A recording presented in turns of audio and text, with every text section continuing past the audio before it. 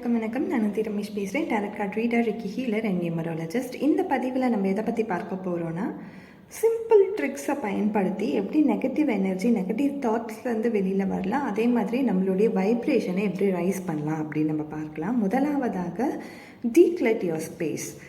நம்ம ஏற்கனவே நம்ம பதிவில் அதிகப்படியாக போடுறது இதுதான், டீக்ளெட் யுவர் ஸ்பேஸ். நீங்கள் எப்பெல்லாம் உங்களுக்கு நெகட்டிவாக இருக்குதுன்னு தோணுதோ அப்போல்லாம் டீக்ளெட் பண்ணுங்கள். உங்களுடைய வீடாக இருக்கட்டும், நீங்கள் தொழில் பார்க்குற இடமாக இருக்கட்டும், எதுவாக வேணாலும் இருக்கட்டும், டீக்ளெட் பண்ணுங்கள்.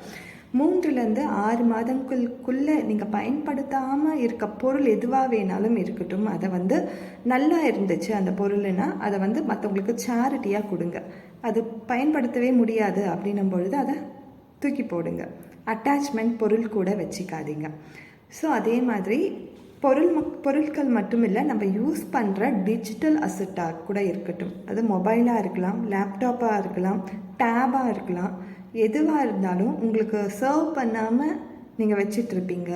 வீடியோஸோ, ஃபோல்டர்ஸோ, ஃபைல்ஸோ, ஏதோ மியூசிக்ஸோ எது இருந்தாலுமே டீக்ளெட் பண்ணுங்கள். ஸ்பேஸை க்ளீன் பண்ணுங்கள்.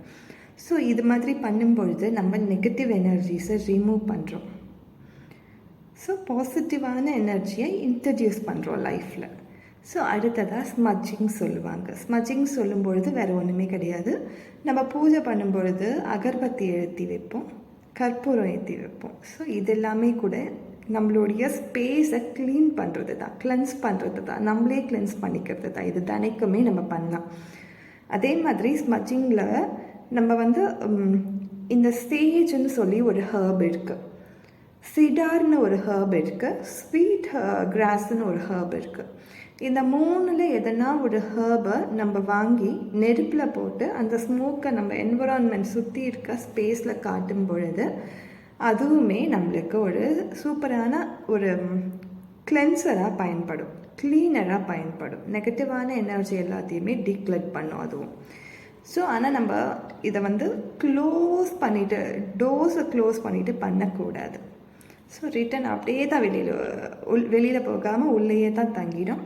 ஸோ நீங்கள் எப்பெல்லாம் இந்த ஸ்மஜிங் பண்ணுறீங்களோ, சின்ன அகர்பத்தி ஏற்றி வச்சா கூட உங்களோட விண்டோலேருந்து டோர் ஏதாவது ஒரு ஸ்பேஸை ஓப்பன் பண்ணி விடுங்க, அந்த காற்று வெளியில் போகிறதுக்காக. அடுத்ததாக நம்ம பர்சனலாக எப்படி நம்ம கிளென்ஸ் பண்ணிக்கலாம் அப்படின்னு நம்ம பார்க்கும்பொழுது, நீங்கள் ஏதோ ஒரு இடத்துக்கு போகிறீங்க, அந்த இடத்தோட எனர்ஜி உங்களுக்கு செட் ஆகலை, நம்மளுக்கு அந்த வைப்ரேஷன் தெரியும். ஒரு இடத்துக்குலாம் போகும்பொழுது நம்மளுக்கு அங்கே செட் ஆகாது. ஒரு பர்சனை பார்க்கும்பொழுது நம்மளுக்கு ஒரு மாதிரி அன்கம்ஃபர்டபுளாக இருக்கும். ஸோ இப்படியெல்லாம் உங்களுக்கு ஃபீல் ஆச்சுன்னா நீங்கள் வந்த உடனே ஒரு பாத் சால்ட் எடுத்துருங்க. பிங்க் ராக் சால்ட் எடுத்து பாத் டப்பில் போட்டுட்டு நீங்கள் அந்த தண்ணியில் குளிச்சு பாருங்கள். ஸோ இதுவுமே உங்களுக்கு ஒரு பர்சனலைஸ்டு விஷயமாக இருக்கும், நெகட்டிவிட்டியை ரிமூவ் பண்ணுறதுக்காக.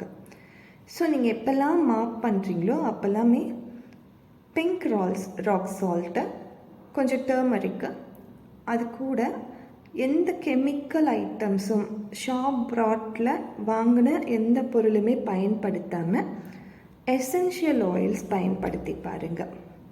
இப்போது எசென்ஷியல் ஆயில்ஸ் பார்த்திங்கன்னா மோர் தென் 600 எசென்ஷியல் ஆயில்ஸ் இருக்குது. இப்போ நம்ம ஃப்ளோருக்கு நம்ம யூஸ் பண்ணும்பொழுது லெமன் கிராஸ் நம்ம பயன்படுத்தலாம். இந்த சிட்ரஸ் பேஸில் இருக்க எந்த ஃப்ரேக்ரன்ஸுமே நம்ம பயன்படுத்தலாம். எஸ்பெஷலி நான் லெமன் கிராஸ்ன்னு ஏன் சொல்கிறேன்னா,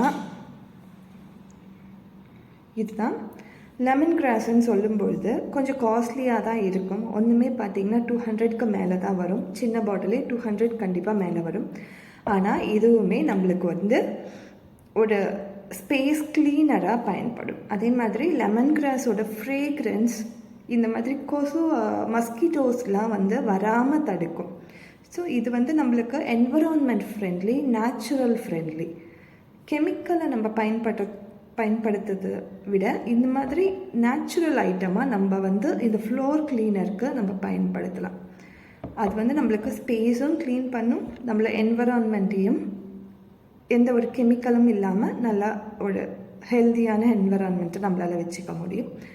அடுத்ததாக நம்ம பார்க்கும்பொழுது சவுண்ட் கிளென்சிங் சொல்லும் பொழுது இந்த நம்ம சிங்கிங் பவுல் நம்ம பயன்படுத்துவோம். அதே மாதிரி பெல் நம்ம பயன்படுத்துவோம், அதுவும் நம்ம பயன்படுத்தலாம். இல்லைன்னா உங்களுக்கு பிடிச்ச ஏதாவது ஒரு மந்த்ராவை நீங்கள் சேன் பண்ணுங்கள், இல்லைன்னா ஆடியோவாக போட்டு விடுங்க. இதுவும் தினைக்குமே நம்ம பயன்படுத்தலாம். ஸோ இதெல்லாம் சிம்பிளஸ்ட்டு ட்ரிக்ஸ் தான், அடிக்கடிக்கு போகிற ட்ரிப்ஸ் தான். இது அதிகப்படியான முறை நான் போட்டிருக்கேன். ஸோ இதையும் நீங்கள் பயன்படுத்தி பாருங்கள். உங்களுடைய நெகட்டிவ் எனர்ஜி ஆர் நெகட்டிவ் தாட்ஸ்லேருந்து வெளியில் வரலாம். உங்களுடைய பாசிட்டிவ் வைப்ஸை இன்க்ரீஸ் பண்ணிக்கலாம். ஸோ இன்னும் ஒன்று அடிஷ்னலாக சொல்லணுன்னா, இந்த எசென்ஷியல் ஆயில்லையே தான் நான் சொல்கிறேன். எசென்ஷியல் ஆயில் ஏன் நான் சொல்கிறேன் அப்படின்னும் போது, ஒவ்வொரு எசென்ஷியல் ஆயிலுக்குமே அதுக்கான தனிப்பட்ட பெனிஃபிட்ஸ் இருக்குது. இது இப்போ நம்ம பயன்படுத்தலை, ட்ரெடிஷ்னலாக பயன்படுத்திட்டு வரோம். எல்லா காஸ்மெட்டிக் ஐட்டம்ஸ்லேயுமே எசென்ஷியல் ஆயில் கண்டிப்பாக இருக்கணும். ஃப்ரேக்ரன்ஸ் இருந்துச்சுன்னா அது சிந்தட்டிக்கு. ஸோ நீங்கள் பர்ஃப்யூம்ஸ் அதிகமாக போடுறீங்க அப்படின்னும் பொழுது, பர்ஃப்யூம்ஸ்க்கு பதில் ஸ்டோர் கெமிக்கல்ஸ்க்கு பதில் எசென்ஷியல் ஆயில்ஸை நீங்கள் பாடி டியோட்ரண்ட்டாக போட்டு பயன்படுத்தலாம். அதுவுமே ஒரு பெனிஃபிட்ஸ் எல்லாத்துக்குமே இருக்குது. நம்மளோட நெகட்டிவ் தாட்ஸையுமே டிக்ரீஸ் பண்ணும். ஒரு ஸ்மெல்லுக்கான பெனிஃபிட்ஸ் இருக்குது. ஸ்ட்ரெஸ்டாக இருந்தால் என்ன ஒரு எசென்ஷியல் ஆயில் போடணும், டிப்ரெஷன் இருந்தால் என்ன எசென்ஷியல் ஆயில் போடணும், ரிலாக்ஸேஷனுக்கு என்ன எசென்ஷியல் ஆயில் போடணும், இது மாதிரி ஒன்றுத்துக்குமே ஒரு பெனிஃபிட்ஸ் இருக்குது. ஸோ உங்களுக்கு என்ன தேவையோ அதை பொறுத்து நீங்கள் எசென்ஷியல் ஆயில்ஸ் வாங்கி நீங்கள் பயன்படுத்துவதன் மூலிமா உங்களுடைய மைண்டை பீஸ்ஃபுல்லாக வச்சுக்கலாம். அமைதியான ஒரு சூழலில் நீங்கள் இந்த பாசிட்டிவ் எனர்ஜியை இன்க்ரீஸ் பண்ணிக்கலாம். Okay, thank you so much.